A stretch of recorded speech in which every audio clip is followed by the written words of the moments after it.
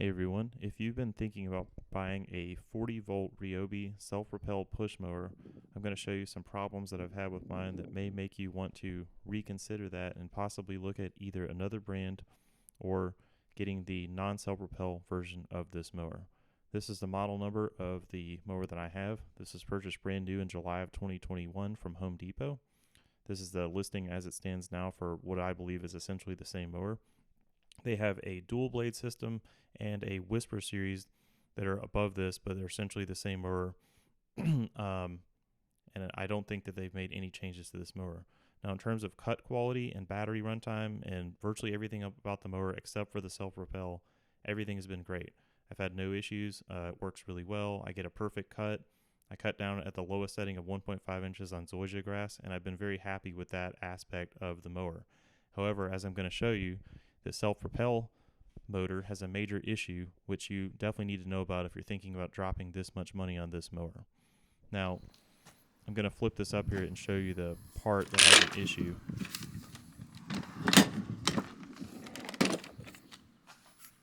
And it's this little guy down here. This is what they are calling the transmission, which is the self-propel motor, which is separate from the main mower blade motor, which is brushless and doesn't seem to have an issue. Now, this is the manufacturer page for that part, and when you look at right there at the bottom where it says the product lifetime, 200 hours. Now 200 hours is really not a lot of time, and in my case this amounted to about 1.5 mowing seasons before it completely died on me.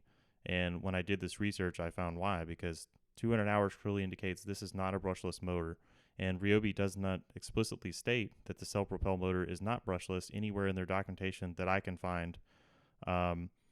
And this is a problem because this means the main mower motor is going to last a lot longer time than the self-propel. And if you are mowing your grass anywhere near the frequency I have, which is twice a week, you're going to run into this problem. Now, you can buy a replacement for this, but at the time of making this video, it was close to $100 for that replacement part.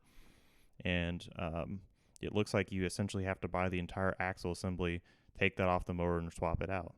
So that's something to consider if you like to repair things or want to do it yourself. Now, the issue is that I'm going to show you is that when I go to start the mower, it starts up no problem, has no issues, everything works great. But as soon as I go to pull the self-propel paddles, I get nothing. It's just totally dead. And I've checked all the linkage. I've checked the electrical wires going from the speed selector switch, going from those switches.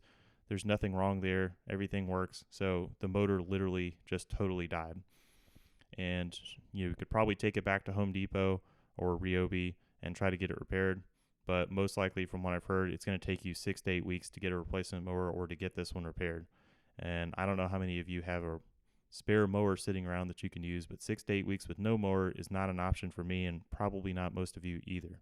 So what I would recommend is that you either look into getting a different brand mower if you're going to actually use your mower for any significant length of time, or just go ahead and get the non-self-propelled version of these mowers, which go for several $100s less, and save yourself the extra money and just don't worry about it.